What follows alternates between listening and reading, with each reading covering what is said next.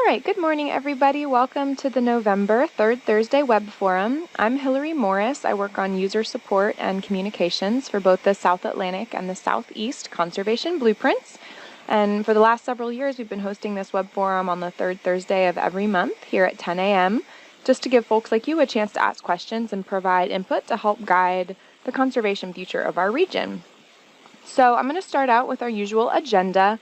I'll start by introducing our speaker, then we'll hear about the main presentation for 30 to 40 minutes, and then we'll wrap up with Q&A and discussion. I'll preview next month's webinar and then share some updates from Blueprint staff. So for the presentation today, I'm going to put us in silent mode just so we don't have background noise, which means if you need to speak up at any time, you'll just press *6 to unmute your line, or you can always pose questions using the chat box. Do remember that we are recording this web forum, and the slides and the video will be linked from the calendar event on the South Atlantic LCC website within a couple of days. So before I mute everybody, does anyone have any questions or concerns? Great, so today's talk will be given by Analie Barnett with the Nature Conservancy's Conservation Science Program. Mark Anderson was not able to make it today, so she'll be talking to us about their Resilient Coastal Sites project. Analie and Mark gave us a progress report a little over a year ago, and now I believe they have some final results to share with us, which is super exciting. So with that, Analie, I'm going to hand things over to you. Just hit *6 to unmute your phone line. All right. So hopefully everyone can see my full screen and hear me okay. Yeah. Hillary, we're good to go? Great. All right, great. All right. Thanks, everyone. Again, I'm Analie Barnett. Mark was planning to join but had something come up last minute and sends his apologies. He said he would much rather be doing this than what he has to do, so sorry he couldn't make it. This morning I'll be talking about a project that Mark and I recently completed to identify resilient coastal sites in the South Atlantic U.S. And this was a 2-year project where we assessed the resilience of over 1,200 coastal sites from North Carolina to the Florida Keys. And I want to start with a definition since the term resilient is used all the time, and so I'll give you a sense of what we mean by the term resilient coastal site. It's an actual physical location, specifically a tidal marsh, that has characteristics that we expect will allow the site to maintain diversity and key processes as it adapts to sea level rise. And before I go into the details of how we assessed identified resilient coastal sites, I want to first acknowledge the funding the organizations that funded this work: NOAA COCA program, the Gaylord and Dorothy Donnelly Foundation, and the Doris Duke Charitable Foundation. I also want to acknowledge the 35 members of the steering committee that were involved in this 2-year project and joined us for monthly to bi-monthly calls to provide their expertise and input on a variety of different topics, and who really made this project a lot better. So thank you. We all know, I think, on this call that coastal ecosystems are incredibly important. They're one of the most productive ecosystems in the world. They provide shoreline stabilization, nutrient cycling, critical wildlife habitat, breeding, refuge, nursery, and forage habitats for marine fauna. And they also help buffer human communities from storms and floods. Fortunately, they're being challenged by sea level rise, which is happening, and particularly happening along the East Coast and Gulf of Mexico, which are some regional hotspots for sea level rise due to a couple of about 3 factors, including the flowing Gulf Stream, changes in the North Atlantic oscillation weather pattern, and the effects of El Nino climate cycles. This is a problem for our tidal marshes. As sea levels increase, it's harder for them to build elevation fast enough to keep up with sea level rise. And this has been well documented at Blackwater National Wildlife Refuge in Maryland, which has lost about 5,000 acres of marsh from 1938 to 2006, which you can see in these top 3 images. Oh, sorry. On the other side, though, it has gained almost 3,000 acres of new marsh through upslope migration, which is shown in that right-hand image, is kind of the illustration drawn on there. The question of how much sea level rise is a tough one to answer. In 2017, NOAA released their updated federal estimates for the range of future global sea level rise based on the latest scientific studies, including new research on the Antarctic ice sheet instability. The upper bound now reaches as high as 2.5 meters or 8.2 feet, which is an increase of 0.5 meters over their 2012 bounds. that also increased the lower bound. NOAA broke that range into 6 sea level rise scenarios, which you can see in the box here. They go from low to extreme, and they're also represented by the different colored lines on that graph. NOAA then regionalized these sea level rise scenarios by taking into account both ocean level changes and vertical land motion, so uplift or subsidence. And on the left hand are the lower scenarios that go from 3 to 1 meter, 0.3 to 1 meter, and then on the right are the higher scenarios, the more extreme scenarios. And the different colors show the relative sea level rise projections for the different parts of the coast out to 2100. And the key take-homes from this are that relative sea level rise is expected to be greater than the global average for almost all future scenarios for the Northeast Atlantic and the Western Gulf of Mexico. And then for all the 3 extreme scenarios on the right, it's expected to be higher than the global average for all U.S. coast except for Alaska. And some other work by NOAA has also looked at high tide or sunny day flooding, which is increasing as sea levels rise, and they were predicting that by 2100 those will occur. The sunny day flooding will occur every other day or even more often under just an intermediate low scenario along the Atlantic coast and the Western Gulf of Mexico. So we live in areas that are likely to have more impacts from sea level rise than other parts of the U.S. coast. Faced with the prospect of rising seas, the purpose of our project was to identify tidal marshes that we think will be more resilient to sea level rise based on a variety of physical and condition characteristics that we can map at a regional scale. We mapped those characteristics and estimated the relative resilience of over 1,200 sites from North Carolina to the Keys. Each site received a resilience score based on the likelihood that its coastal habitats can and will migrate to adjacent lowlands. And a coastal site was considered more resilient if it had more options for adapting to or accommodating risk, and more vulnerable if it had less options. And I'll talk about how we measured those options. First, I want to illustrate what we mean by a coastal site. This is an example of a coastal site. It is made up of a tidal marsh, shown here in blue. Its migration space, which is shown in 4 different shades of orange. We mapped migration space for 4 different sea level rise scenarios, 1.5, 3 foot, 4 foot, and 6.5 foot. And then a coastal site it also consists of the buffer area shown in green, which are the agricultural and natural lands that surround both the tidal complex and the migration space. We divided the study area into 4 coastal shoreline regions, or CSRs, that share similar processes and dominant estuary types, and the relative resilience of each coastal site was determined by comparing it to other sites that were within the same shoreline region. So essentially, those shoreline regions are our stratification units in the analysis. The key component of a resilient coastal site is the availability of migration space. Migration space is the area of adjacent low-lying land suitable for supporting tidal habitats in the future and into which current habitats could migrate as sea levels rise. The image on the left shows how tidal marshes can migrate landward, and this process is already underway and has been documented at places such as Blackwater National Wildlife Refuge. Sites vary in the amount and suitability of migration space they provide, and that was a big part of our analysis, was looking at how to evaluate how much migration space there is and the processes that are needed to facilitate migration, the marsh migration into those low-lying adjacent lands.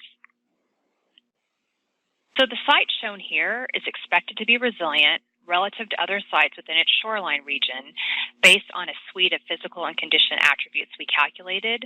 The physical characteristics of a site determine if there is land available to support the migration of tidal habitats, and they're shown here in order of importance.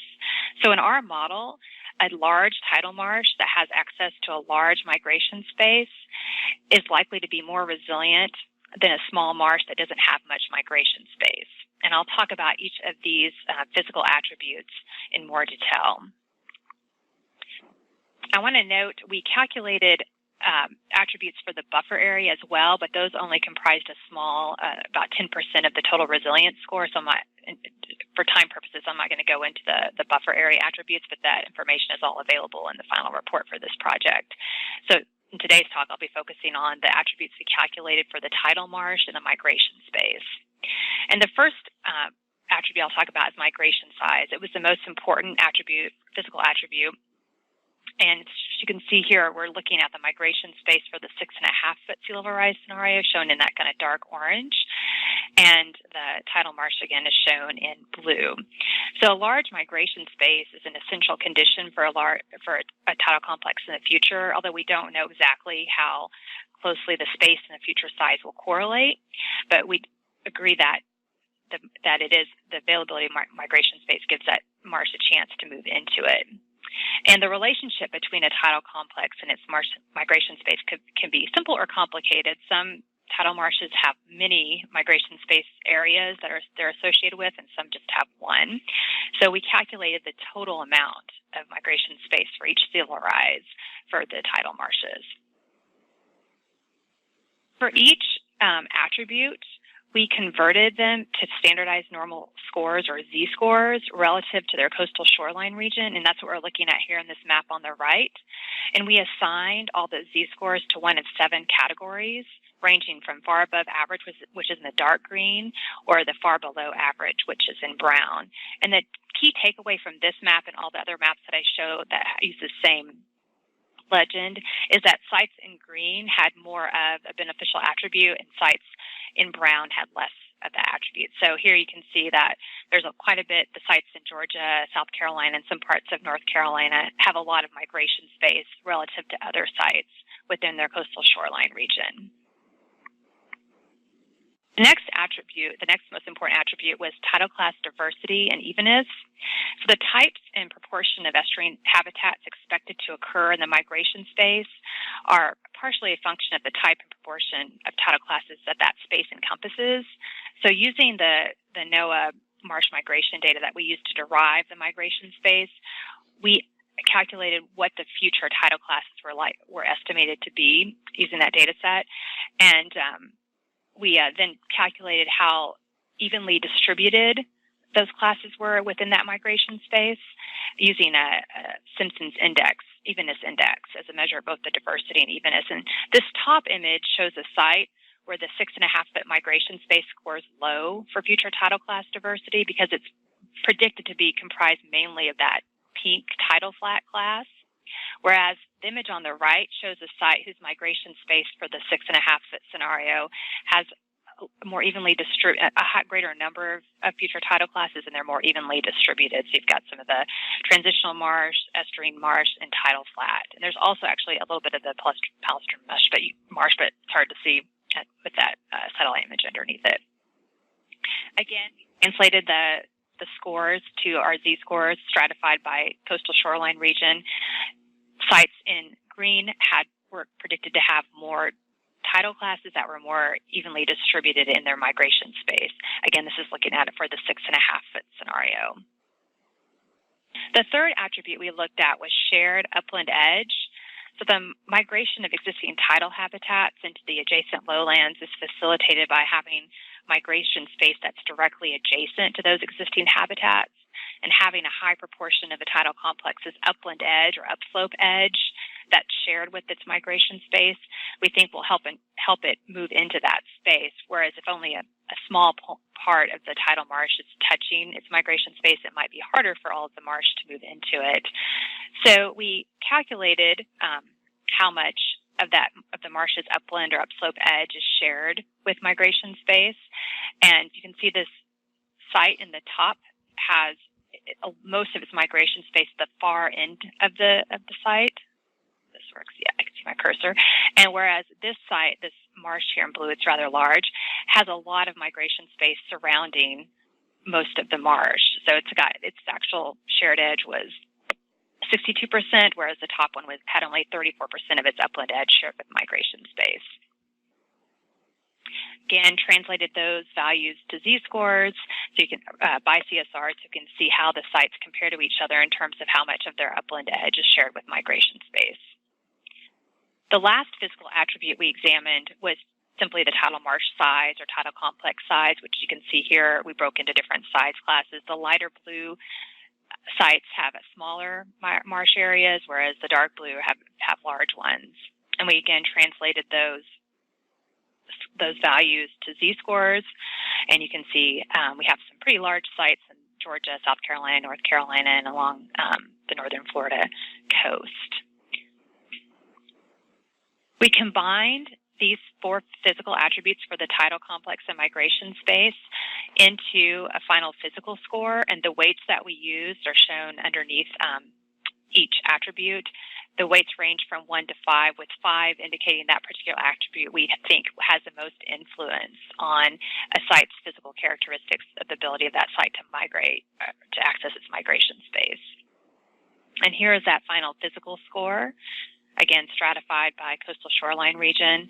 So, again, the physical attributes are emphasizing, do those current marsh areas have migration space, and how do we think they'll be able to move into that migration space? While the physical factors focus on the size and geometry of the site and its migration space, the condition factors focus on the processes that enable the migration and formation of new tidal marsh. So in our condition model, our attributes are listed here again in order of influence, but a tidal complex whose upland edge has few barriers to marsh migration, so there isn't much development, there aren't a lot of roads on that upland edge blocking the marsh from moving into its migration space, and a marsh that has positive sediment balance or a surplus, good water quality, and minimal freshwater flow alteration, has the key processes necessary to facilitate marsh migration. And again, as I did with the physical attributes, I'll walk through the key condition attributes, and the buffer area attributes, again, can be looked at in the report. So our most important condition attribute was the amount of upland edge that's developed. So tidal complexes with a large portion of their landward edge that's flanked by roads or buildings and other anthropogenic barriers will have less access to their migration space. And you can see in this example here the marsh in blue, and its upland edge is in red, and most of it, or all of it, essentially is blocked by this road going between the migration space and its marsh, in the marsh. So we used the percent of a complex's upland edge that was developed to assess the potential of a marsh to access its migration space, and that's translated to z-scores here on the right. So you can see how sites compare to one another in terms of how much of their upland edge is developed. Next most important condition attribute was sediment balance. Watershed-derived sediment is a key source of tidal wetland accretion. And in fact, declines in sediment delivery due to agriculture and dams have been shown to play a major role in tidal wetland declines. Whereas a sediment surplus could result in either vertical growth or lateral expansion, a sediment deficit may result in drowning or lateral contraction. And many sites in the eastern U.S. are exhibiting sediment deficits. To assess and map tidal complex sediment levels, we were able to obtain a spatially explicit global sediment balance data set from a recent study by some folks in the UK, shown here, the Church et al. 2018 paper published in Nature, and they estimated sediment availability as the difference between two mapped values in two global data sets. So the suspended sediment concentration needed for coastal wetlands to build up vertically under current sea level rise rates, and then the actual total suspended matter concentration derived from satellite data. So they divided the estimated suspended matter concentrations. The results tell us the degree to which the sediment supply is insufficient relative to the expected need in terms of keeping up with sea level rise. So you can see, it might be a little hard to see some of these colors, but essentially the only place in the South Atlantic that has any sort of little surplus is along the Georgia coast. So it's got that kind of light yellow color here. And then we took those estimates and translated them to the tidal marshes, which is shown here. So based on how much of the tidal marsh edge, using a Euclidean allocation algorithm to link the shoreline sediment balance data to the tidal complex units, translated those to z-scores. So again, you can see Georgia pops up. It's pretty high relative to other sites within it, the similar coastal shoreline regions, for having a positive sediment balance. attribute we looked at was water quality. Excessive nutrient inputs have been shown to be the single largest pollution problem impacting U.S. coastal waters. Nitrogen in particular has emerged as a focal nutrient because it can reduce, nitrogen eutrophication can reduce organic matter accumulation by increasing rates of decomposition and hindering sediment accretion. So we looked at a number of different models, and folks on the steering committee were really helpful, and we spent a lot of time trying to find a way to get at water quality. And we ended up going with a recently revised water chemistry metric from the EPA StreamCat data set. And this metric's based on total nitrogen, total phosphorus, and turbidity. And you can see it shown here on the left for the NHD plus catchments in the project area. And we linked that StreamCat revised water quality data to each migration space unit by using a proportionally weighted index based on the cumulative drainage area of each flow line or catchment that was associated with the migration space. And you can see how that translates to the migration space for the 6.5-foot sea level rise scenario here. So sites within blue, their migration space was estimated to have good water quality, whereas sites in the yellow had poor water quality. Again, translated the water quality values to Z-scores. Last condition attribute we looked at was freshwater flow alteration. Freshwater inflow is necessary for healthy and productive coastal estuaries and strongly influences the role and abundance of plant composition in tidal wetlands. Freshwater supply is often competing with upstream demands from farms, cities, and industry, and so some coastal sites receive less fresh water than would be expected under natural conditions. Our assumption was that sites with natural or less altered flows would be more resilient to environmental and climatic changes because the flow can help sustain that expected transition and migration of tidal complexes into their migration space. Again, we used the EPA StreamCat data set. In particular, we picked a variable that indicates the percent of the normal volume of all reservoirs per unit area of watershed, and this variable was calculated using the National Anthropogenic Barrier data set, or the NABD. A limitation of this metric is that only larger dams are included. But when we looked at this for the region, we felt like the patterns made sense and as they relate closely to high dam densities that we're familiar with. So on the left, far left map, that's the NHD plus catchments with the EPA StreamCat flow alteration metric. Sites in light green or catchments in light green have minimal or little flow alteration, whereas catchments in red have severe flow alteration. We translated those values to the migration space, again showing this for the 6.5-foot sea level rise scenario, using that same cumulative drainage area weighted approach. So we then translated that to the Z-scores. So you can see areas in brown are expected to have more flow alteration than areas in green. We did with the physical attributes, we combined the condition attributes into a condition score. The weights are shown up here. Again, 5 indicates the variable that we believe will have the most influence on the future resilience of the site. And here are the condition scores shown. And a lot of the sites that scored well for physical conditions often had at least 1 or 2 condition challenges. So there were definitely across the board, there were most sites had at least 1 condition problem.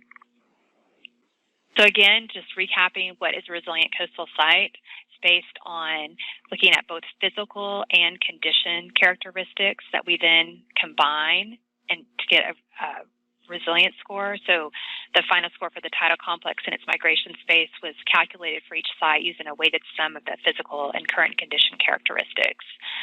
We also had a migration space threshold and some other little nuances in terms of scoring, but all those nitty-gritty details are available in the report. I'll save our time on those today.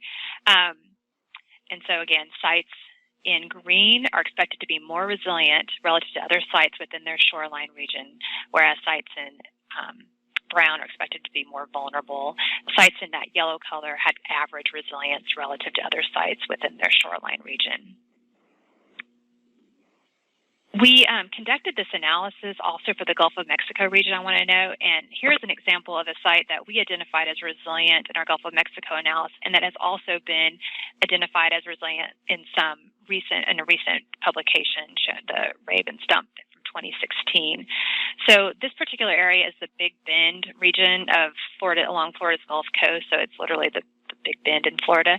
And the researchers analyzed using historic topographic survey or T-sheets in conjunction with current satellite imagery. And they found that as the region itself, the whole region gained about 26,000 acres of tidal marsh over a 120-year period.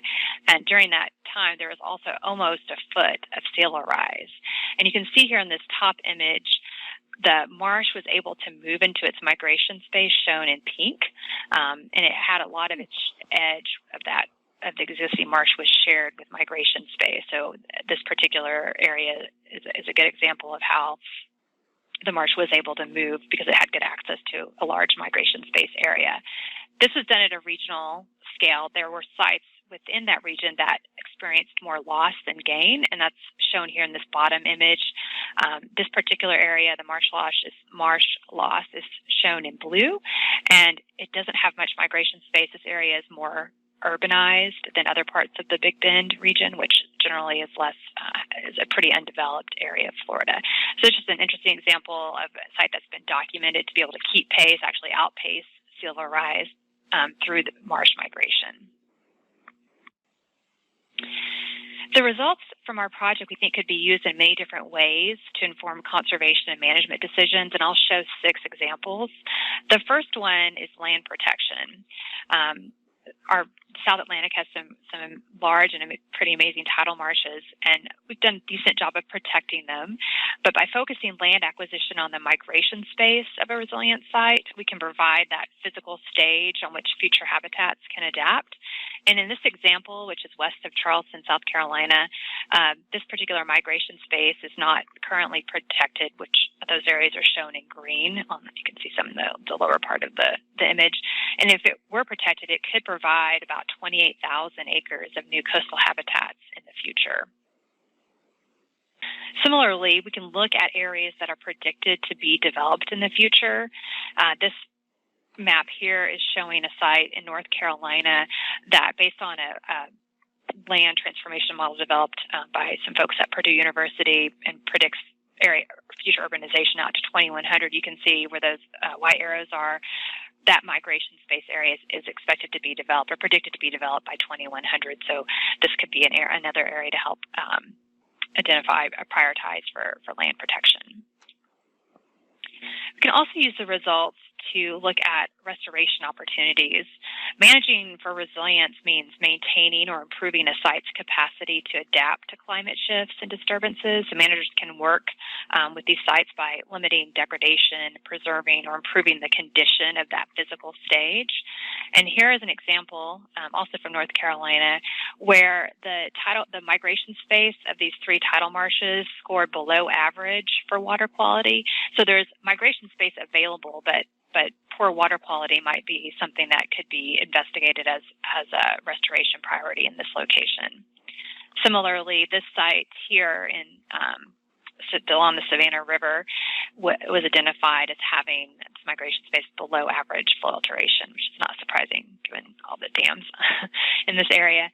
So again, another way that these results could be used is to help prioritize restoration actions for some of these sites that do have migration space, but might have some condition challenges in terms of migrating into them. We also did analysis to identify roads that could potentially split large expanses of migration space. In this map, we show roads by the potential gain in migration space that mitigation or road retirement of the road might provide, with a huge caveat that the road may not actually split the migration space. There are lots of factors that we can't map at a regional scale, but this is more of a screening tool to say, oh, this road might pose a problem for marsh migration in the future. So this particular example in southern Florida, the road could possibly separate about 20,000 acres of migration space from a large expanse of migration space. It's almost 68,000 acres in size. And this, again, is for the 6.5-foot sea level rise scenario. We also examine and analyze FEMA's recently released National Flood Insurance Program redacted claims data set.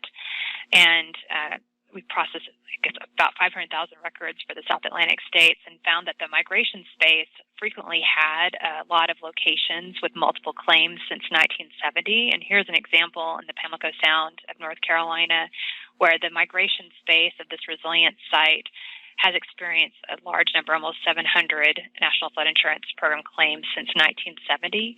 And this type of information might be useful to municipalities who could be looking at potential candidates for buyout programs. With no action, this region could lose up to 77% of existing tidal habitats to the severe inundation, that 6.5-foot sea level rise scenario. But with proper management and protection, resilient sites could offset almost 80% of that loss. I know in the abstract we had 60%, but that was just looking at the migration space itself. But if we look at the remaining tidal marshes, it could be about 80% of that loss. Again, this is just based on spatial analysis. It's a very rough estimate, but it's not a given that we have to lose these really important tidal habitats, but it's going to take a lot of work on our part to help these sites have access and move into their migration phase and manage these sites so they can be resilient in the future. And I should also note, we calculated resilience results for those 4 sea level rise scenarios. Our final results are for the 6.5-foot sea level rise scenario. So that's what been the focus of the results that I've shown. But the results for the other 3 scenarios are available to be downloaded from our website, which here are all the resilient coastal sites products that we currently have. The website, where you can download the data sets, including the results for those other 3 sea level rise scenarios. Our report, you can read lots of details about exactly how we measured everything and how we combined all the attributes to calculate our final resilience scores. There's a web map where you can interact with the data sets and zoom to particular areas of interest. We also have a strategy story map. It's not currently on our website as it's draft, but here's the link if you want to play around with it. It's got a bunch of different examples of how the results might be used, including some of the ones that I just went through, but it has some other ones as well. And as I noted, we did the same analysis for the Gulf of Mexico. So we have all the same products available for the Gulf of Mexico region. With that, thank you for your time, and I'm happy to answer any questions. And yeah. Thanks so much, Analie. That was really great presentation. I'm going to kick us off with one question.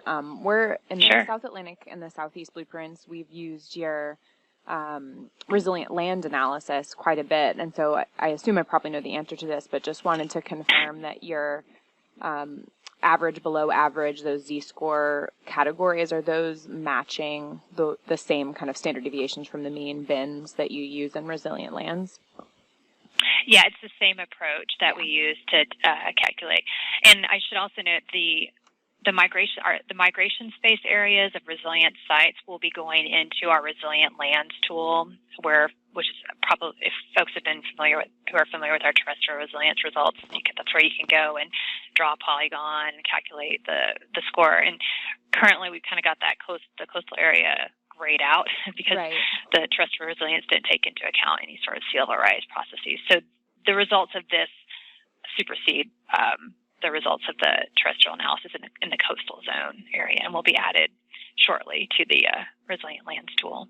In the areas where there is overlap, since I'm assuming there is data for this resilient coastal sites that would overlap outside that 3-foot coastal contour, do y'all have recommendations on kind of which data would take the lead in those overlap zones, or kind of how to integrate those data sets?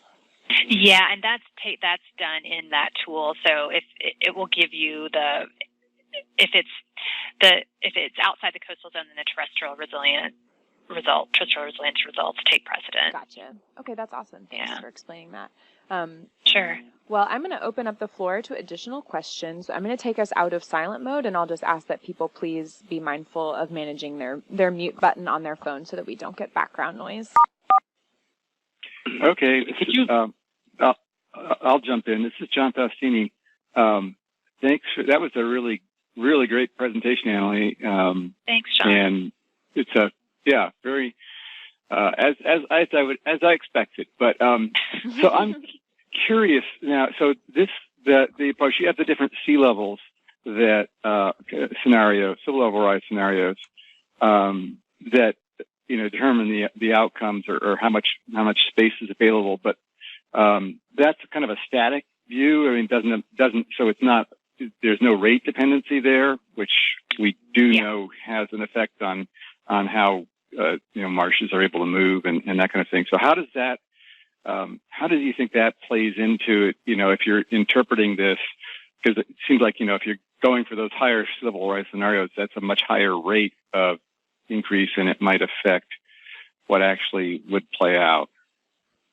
Yeah, that's a great question, and the whole question of which sea level rise scenario was discussion that came up a lot in our steering committee calls, and we decided to go with the 6.5 for our final results because it gives a more long-term view of resilience. Again, we don't know when that's going to occur, and we weren't. I don't know that I have a good answer for how we can take into account the rate and how that plays into this. Basically, is more along the same lines of the terrestrial resilience. Do we have the option? Does this site have the options to accommodate and adapt to risk versus sites that have less of those options? So I don't know if that's sufficiently answers your question, but it's a difficult thing to take into account here. Yeah. Let's just hope we have some time to work with before you get to that level. Yeah, exactly. Yeah. But you answered the other question I had. So great presentation. The applications were, the potential applications were really helpful, I think. So I particularly like the restoration type applications, and so great job. Thanks, John. Don't be shy, folks. I'm going to pause one more time. We got plenty of time, so. All right, I'll jump in with one more question, which I think I just might have missed this part. But the sediment balance, the sediment supply part, where did that information come from? So that came from a study that Mark, I'm hopefully pronouncing his last name, Church, from the university in the UK did, and it was published in Nature, where the whole study essentially was looking at the future of global coast of marshes, tidal marshes at a global scale, and determining if sediment, could these marshes actually accrete their way out of sea level rise, and they found that migration space is really going to be the key determinant of the future of these marshes. But to look at sediment, they actually used satellite data to derive sediment concentrations, and then they used some other global data sets to compare that to what each shoreline region or coastal shoreline area would need to keep up with relative sea level rise rates for that area. So they then said, does this site have, based on that satellite imagery derived concentration right off the coast, does it have the sediment supply necessary to keep up with sea level rise? And of course, most sites do not, especially if you look in the Gulf of Mexico, not surprisingly. Right. So it's the scale of it is it's a decent, it's a relatively large scale, but it seems to be fairly accurate from when talking with folks who, particularly in Georgia, have been doing, small local studies, small scale studies. Were able to say that, this looks right. We do seem to have a sediment surplus here, whereas most other places don't. So, it was a good way to get at for regional scale, we felt. Okay, great. Thanks. Yeah. I was going to ask how this analysis differs from the similar one for the northeastern U.S. Oh, great question. We feel that we've improved upon our methods and approach. We had some newer and different data sets that we were able to use, and we also, for this analysis, compared to the Northeast and the Mid-Atlantic, for those of you who aren't familiar, we have a similar analysis that we completed a couple of years ago for the Northeast and Mid-Atlantic coast. For the South Atlantic and the Gulf of Mexico, we used a migration space threshold because sometimes we would have sites that had really good condition but just didn't have much migration space, and we wanted to make sure that, since we think migration space is so important, that we weren't overestimating the resilience of some sites simply based on having really good condition and not a ton of migration space, having some. So there are some different data sets, and we also had a little bit of difference in how we weighted some of the attributes. And we also, in the Northeast, we had an attribute to look at that looked at shoreline complexity, but in the South Atlantic Gulf of Mexico Steering Committee didn't think that was a critical attribute, so we excluded it from this analysis. And we, in the Northeast, flow alteration was only examined for the riverine shoreline regions, whereas in the South Atlantic and Gulf of Mexico, we did it for all shoreline regions. So there's some method differences. We hope too, if we have, I shouldn't probably say this, but we're hoping we might be able to update the Northeast and Mid-Atlantic using the improvements we think we've made for the South Atlantic and Gulf of Mexico. So. Well, Allie, this is Kevin Dockendorf with North Carolina. Interesting on restoration water quality, and again, I echo everyone's comments about how good the presentation was. Well done. Thank you. The water quality piece that you shared was the Pungo River area, and it's just of interest to see all of that yellow with the water quality. And is it due to swamp water, or what parameters are we looking at for water quality? Sure. Let me go back up to that one. So the way that the metric we used was this water chemistry value that was calculated for the NHD plus catchments by the EPA's for their StreamCat data set. And this particular attribute uses actual measured values that were then extrapolated using a random forest model. So it's nitrogen, total phosphorus, and turbidity. And when the authors who published this were looking at what were the key drivers, unsurprisingly, agriculture popped up. So I think what we're seeing here, again, this is relative to other sites. So this particular marsh, its migration space based on the StreamCat water chemistry metric, was expected to have poor water quality relative to other sites within its shoreline region. So it's, again, primarily based on that total nitrogen, total phosphorus, and turbidity. From the EPA's Stream and Water Survey, again, that data was then extrapolated across the whole U.S. using a random forest model. Okay, great. Thank you. Sure. Where the arrow points are, does it get more red? Does the water quality, does it become more poor, or is that pretty much that yellow? Yeah. So, and this can be a little confusing. We calculate the water quality attribute for the migration space area. And so this is just showing those three marshes in blue, their migration space for the 6.5 foot. That's why there's a bit of a gray space, because there's migration space at the lower sea level rise scenarios that goes up to that 6.5 foot. That migration space area scored poorly for water quality, and that's just the migration space of those three marshes surrounding it. Yeah. Thank you very much. Sure thing. So that was an interesting point that you just made, Analie. So in the, is it just that these images don't show the migration space for the lower levels of sea level rise leading up to 6.5, or does the analysis consider the cumulative scenarios? Yeah. So North Carolina loses a lot of migration space. Or some migration space, the footprint is more stable across the South Atlantic. In other words, you might see the 6.5 foot isn't dramatically different from the 1.5 foot sea level rise scenario. Other places like North Carolina, very low elevation areas, you lose that migration space when you get to that 6.5 foot sea level rise scenario. So if I would have just turned on the 4, 3, and 1/2 foot, there would have been that linkage between the marsh and its migration space, if that makes sense. But it's the migration spaces that we calculated for each sea level rise scenario is the cumulative amount for that particular sea level rise. Gotcha. Mm-hmm. So including everything below it. Well, whatever land is inundated at that particular scenario. So yeah, so I toyed with whether or not to include that, but sometimes I found it's too confusing to have so many different layers on. Yeah, but no, I understand. it might have helped.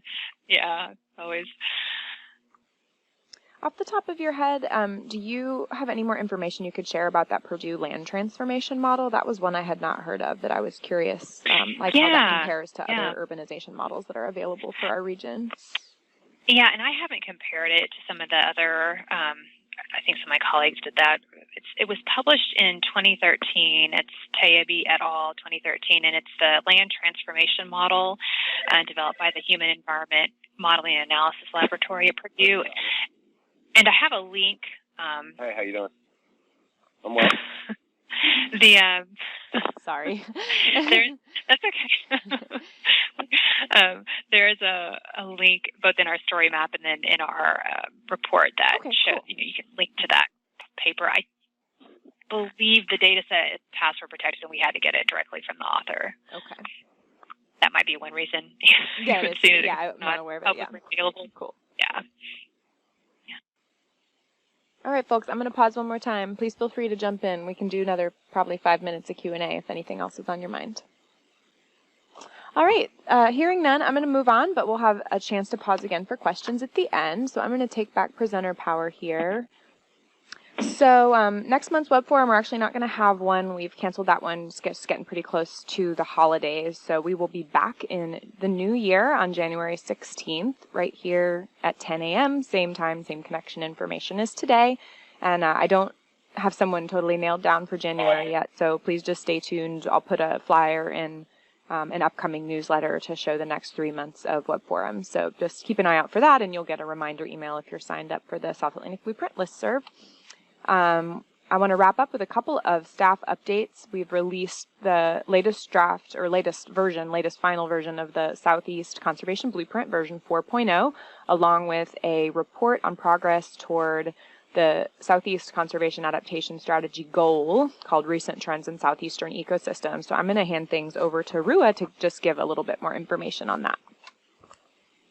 So yay, version 4 of the Southeast Conservation Blueprint is out. Made a bunch of big improvements, particularly in spatial kind of balancing out. We had some issues of kind of over-prioritizing some areas in eastern Texas and up in the mountains, and broke out with some different groups and folks that knew those areas well. And so we made some good improvements. Also, a couple of big known issues around how we were dealing with marshes in Louisiana, and there was not quite enough prioritization in the heavily hammered lower Mississippi Valley. Both got addressed in this update.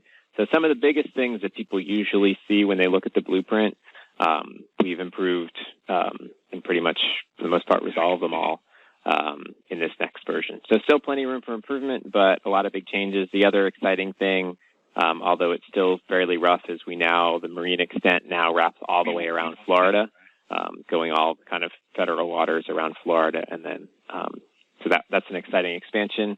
And so lots of updates in the works for next year. So as a reminder, generally this is something that we have out ready every year, update with the latest information and data, and have something up by fall. So yay, go check it out. We're also working on getting a improved viewer for the Southeast Conservation Blueprint. So we're just exploring a way to help you kind of understand the priorities and dig a little deeper across the entire Southeast Blueprint, something similar to what we have in the South Atlantic. So anything else I should add on this one? Did you want to talk about South Atlantic updates, or did you want to do that at the end? Oh, I can do that now too. So we are working on updating the South Atlantic Conservation Blueprint. In fact, including the new resilient coastal site stuff that Analie just talked about. So we're planning on updating the South Atlantic Conservation Blueprint this year, so having it ready for the summer update of the Southeast Blueprint. And and so this resilient coastal sites is one of the things we're planning on including. Already started working on integrating that to the next version. So that'll be exciting. You'll hear more about that fairly soon. And then the other thing is this Recent Trends in Southeastern Ecosystems report. This is here's the dashboard, how we're doing with respect to the broader Southeast Conservation Adaptation Strategy goal. That's a 10% or greater improvement in the health function and connectivity. And to break that down with the more near-term metric. It's a 1% improvement every 4 years. So this is taking all the different monitoring and assessment systems we have, trying to grab the most recent 3 to 6 years of data we have and estimating what trajectory we're on across the different ecosystems. So if you haven't seen that yet, there's a link where you can go download the larger report. It's about 30 pages, but most of that is pictures, so yay, pictures. So this is our first cut, and the plan is every year to just update that with, as we get more information from the different monitoring systems, we'll have that ready. So that's another nice tool to play around with, particularly helpful in kind of getting a sense of not just how the ecosystems are doing, but also when you're kind of telling the story about what's going on most recently with these ecosystems. Pretty helpful. And just like always on the blueprint, on reports like this, we're always looking for feedback. So if you have any ideas or suggestions for improvements, catch any errors or issues, please let us know and we'll fix them.